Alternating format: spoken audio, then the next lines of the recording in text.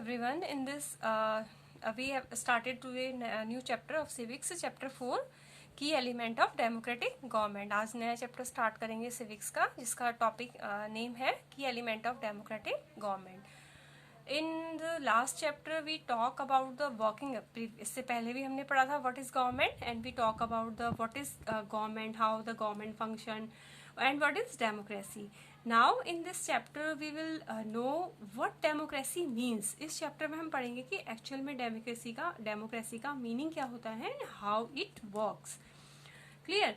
Democracy का अगर generally आपको मैंने अभी इससे पहले इंपॉर्टेंट की पॉइंट भी मैंने आपको बता चुकी हूँ. उसमें मैंने एक्सप्लेन किया था कि democracy means a government by the people.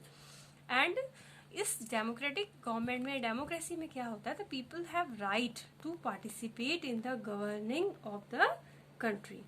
उनको पूरा राइट होता है अपनी कंट्री को गवर्न करने का. वो डायरेक्टली नहीं करते हैं, but they indirectly participate in the government. तो now we will start the reading of this chapter.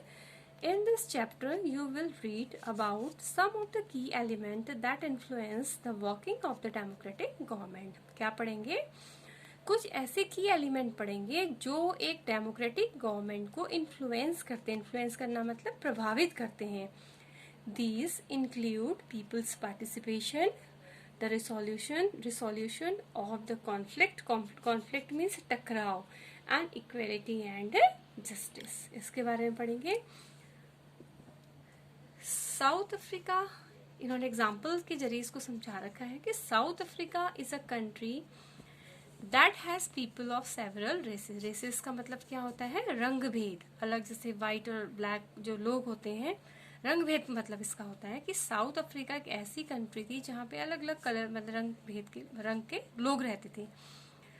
There are black people, काले लोग भी थे, who belong to the South Africa. यानी कि जो साउथ अफ्रीकन नेटिव होते हैं, वहाँ के जो रहने वाले मूल निवासी होते हैं, वो वहाँ रहते थे.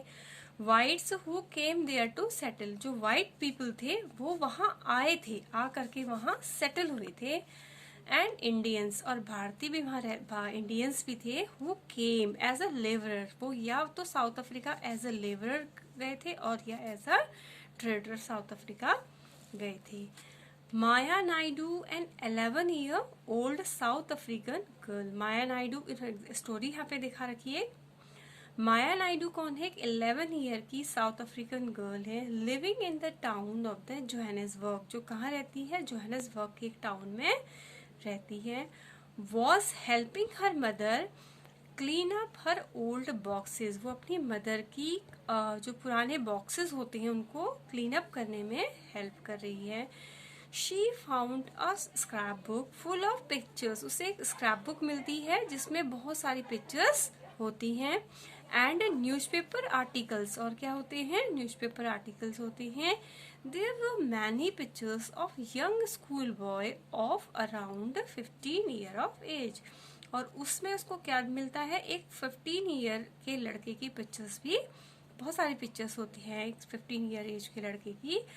When she asked her mother who the boy was, जब माया नायडू अपनी मदर से पूछती है कि ये लड़का कौन है, तो she was told that he was called Hector Pieterson. तब उसकी मदर उसको उसका नाम बताती है. उसका नाम था Hector Pieterson. He had been shot by the police. और उसको क्या कर दिया था? पुलिस ने शूट कर दिया था. माया वॉज शॉक्ड. माया काफी शॉक्ड हो जाती है. वाई, वो पूछती है अपनी मदर से, why he was shoot out. She asked her mother कि उसको क्यों मारा था. Her mother explained that south Africa was earlier govern by apartheid law. उसकी मदर एक्सप्लेन करती है कि साउथ अफ्रीका में पहले क्या लॉ चलते थे? अपार्थाइड लॉ चलते थे. अपार्थाइड लॉ मीन्स क्या होता है? इसको थोड़ा सा मैं आपको एक्सप्लेन कर देती हूँ. What is apartheid law?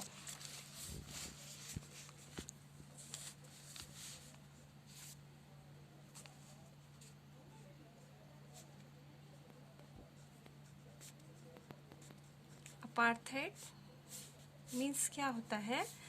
The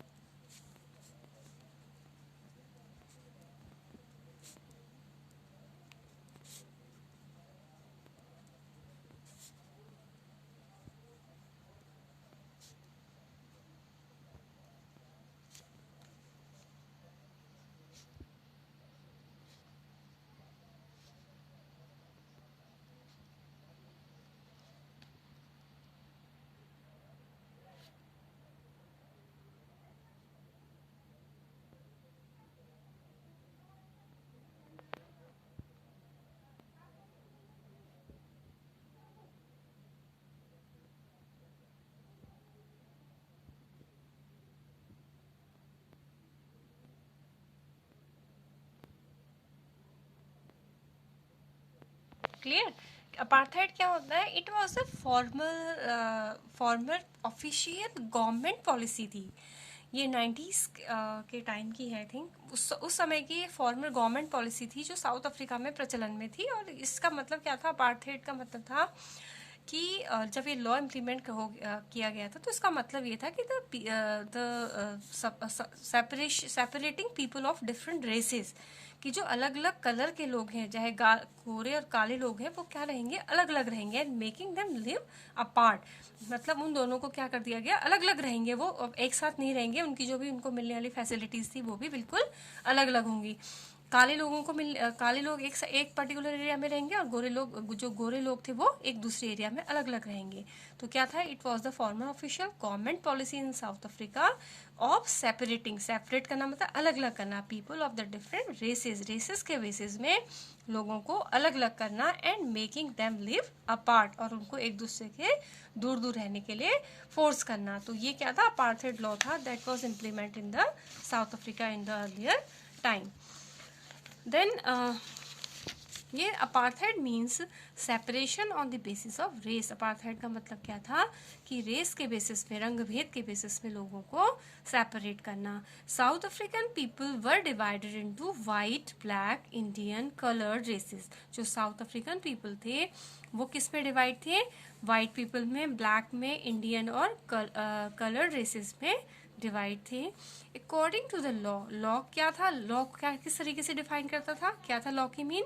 these races were not allowed to mingle. ये जो रेसेस, अलग अलग जो कलर के लोग थे, ये इकट्ठे नहीं हो सकते थे, मिक्सअप नहीं हो सकते थे विथ ईच अदर, एक दूसरे से मिक्सअप नहीं हो सकते थे।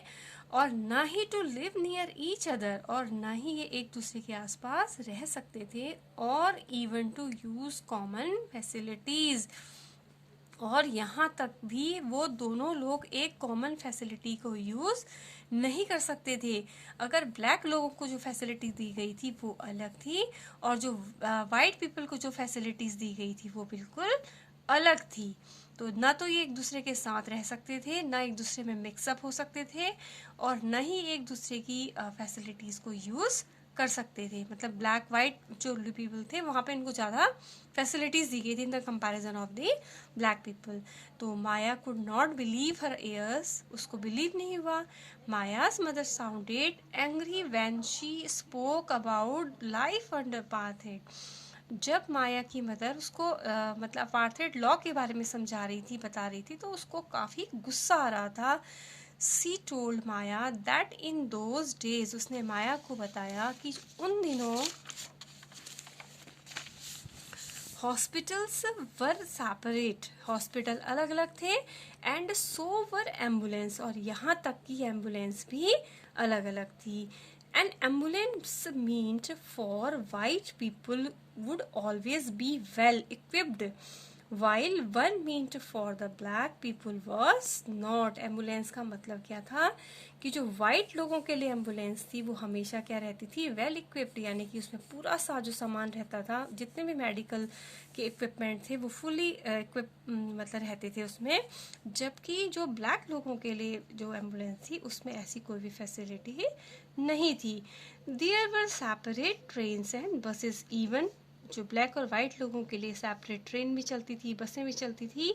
Even the bus stop were different for the black and white people, और यहाँ तक कि जो बस स्टॉप थे वो ब्लैक और वाइट लोगों के लिए बिल्कुल अलग अलग थे। non-whites were not allowed to vote, or even अगर if nowadays I am talking about the democracy, तो डेमोक्रेसी में क्या है कि सारे लोगों को वोट डालने का राइट होता है। बट उन दिनों क्या था?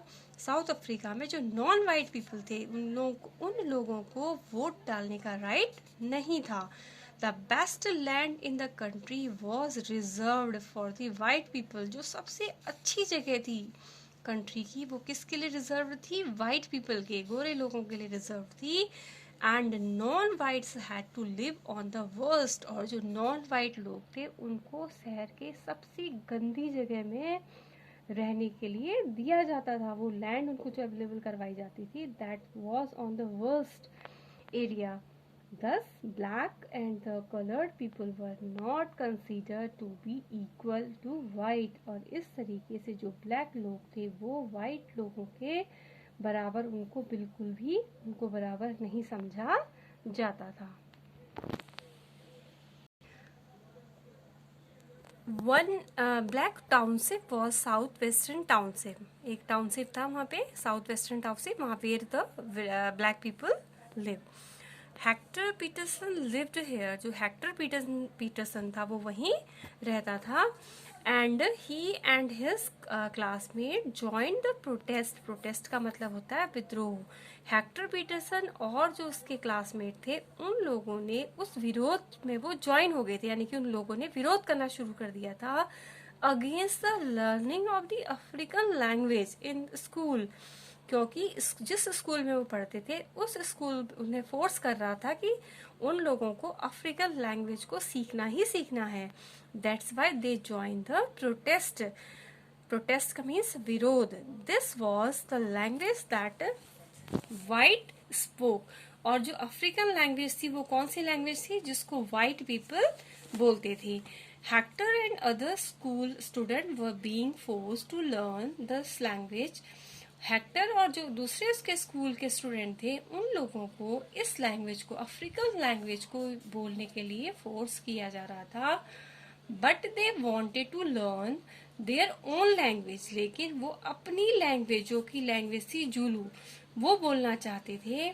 The South African police beat up the protester. जो साउथ अफ्रीकन पुलिस थी उसने जितने भी प्रोटेस्टर थे, प्रोटेस्टर मतलब जो जितने भी विद्रोही थे जो इसका विरोध कर रहे थे, उन लोगों को मारा.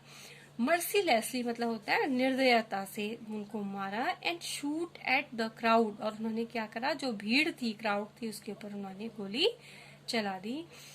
One of their bullet killed Hector. और उन्हीं में से एक गोली किसको लगी, हेक्टर को लगी. दिस वॉज ऑन द 30 अप्रैल 1976. ये कब की बात थी, 30 अप्रैल 1976 की बात थी.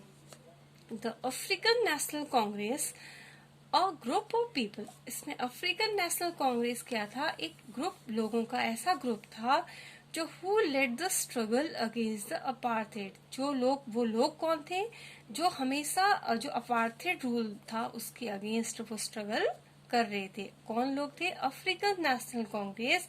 This is the group of people who always struggle या fought against the apartheid rule.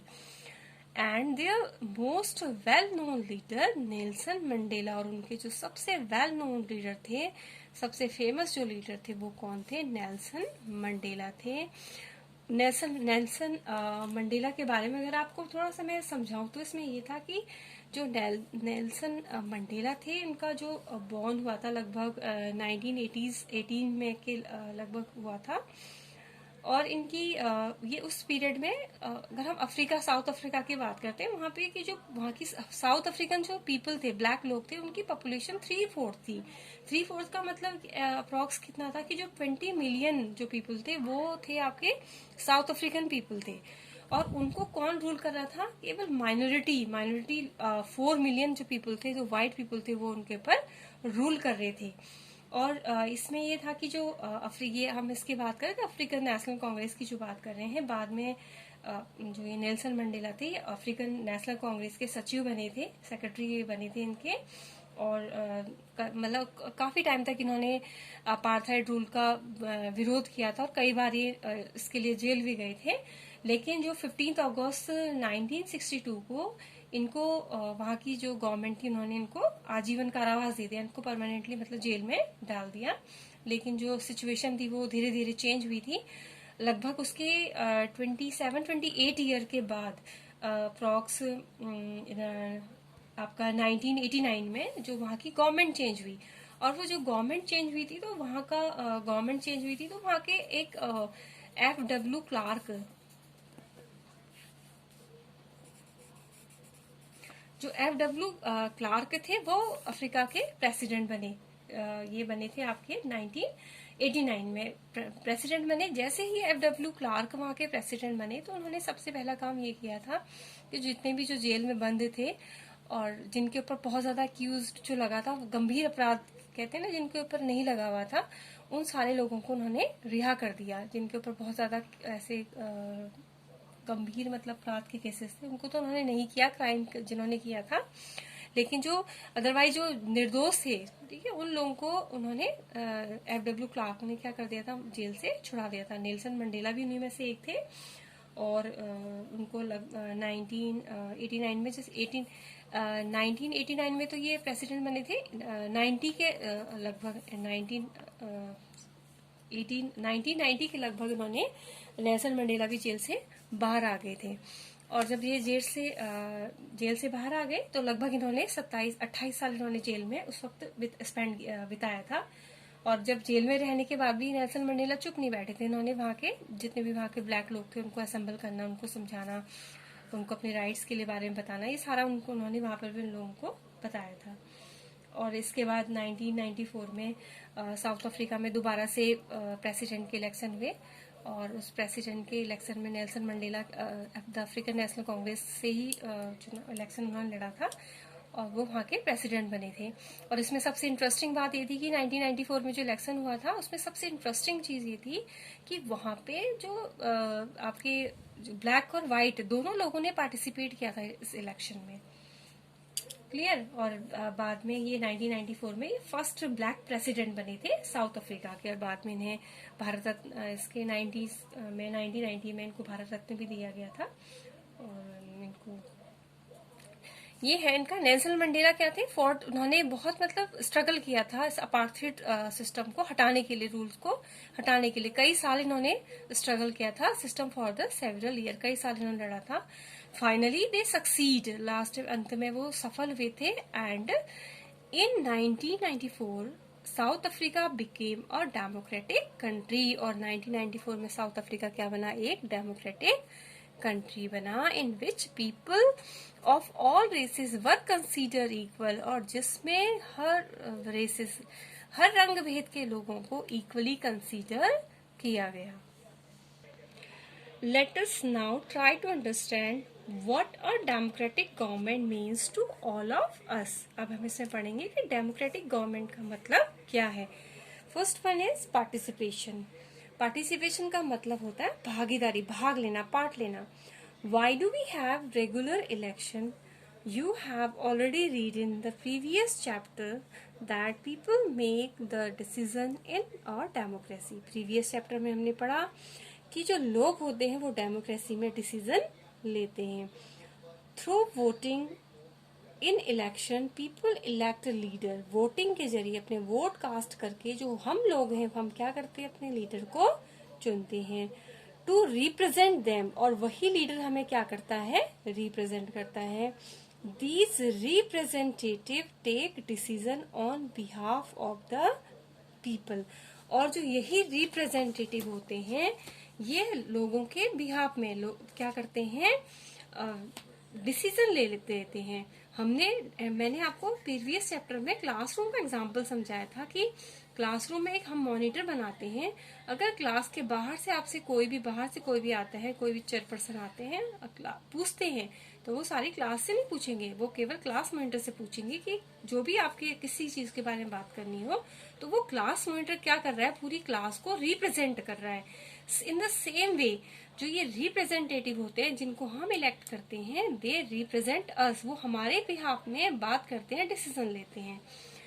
In doing so it is assumed that they will keep in mind, और ऐसा करने में वो अपने दिमाग में इस बात को रखते हैं कि वो voice, mind the voice and the interest of the people, कि वो लोगों के हित को, अगर वो कोई भी डिसीजन ले रहे हैं और डिसीजन लेते समय इस बात का वो ध्यान रखते हैं कि वो the decision which they are taken it was in the favour of the people, या it was in the interest of the people. Interest मतलब हित में, लाभ के लिए, तो वो लोगों के लिए, फायदे के लिए होना चाहिए। All governments are elected for fixed period, जितनी भी गवर्नमेंट होती है उनको एक फिक्स्ड पीरियड के लिए इलेक्ट किया जाता है। और in India this period is 5 year, और भारत में पीरियड कितना है, 5 साल का टाइम है। वंस इलेक्टेड जब एक बार हम गवर्नमेंट को इलेक्ट कर देते हैं, the government can stay in power only for that period. वो गवर्नमेंट केवल 5 ईयर के लिए पावर में रहेगी, सत्ता में रहेगी।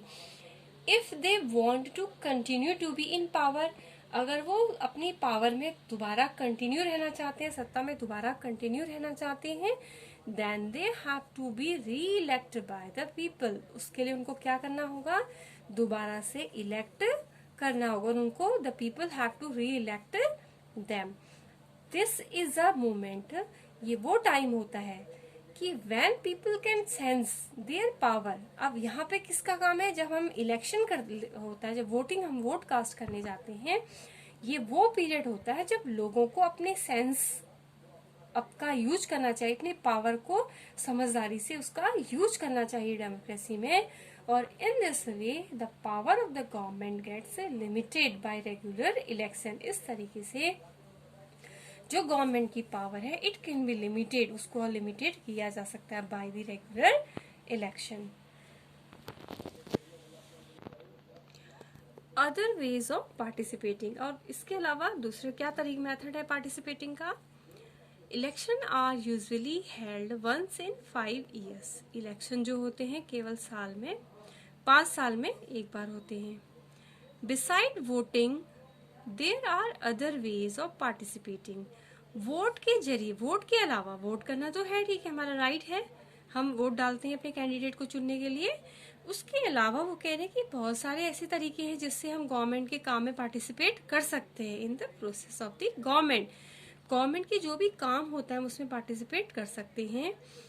People participate by taking an interest in the working of the government. पहला क्या है, लोगों को इंटरेस्ट लेना होगा, कि गवर्नमेंट के कामों में इंटरेस्ट लेना होगा, उनको समझना होगा, जानना होगा कि गवर्नमेंट क्या काम कर रही है। तो फर्स्ट क्या है, लोगों को they have to take interest in the work of the government and by criticising it when required. और जब कभी भी हमें जरूरत होगी तो हमें उसको क्रिटिसाइज भी करना होगा। अगर गवर्नमेंट कोई ऐसा लॉ बना देती है जो हमारे इंटरेस्ट के अगेंस्ट है, हमारे हितों के अगेंस्ट है, तो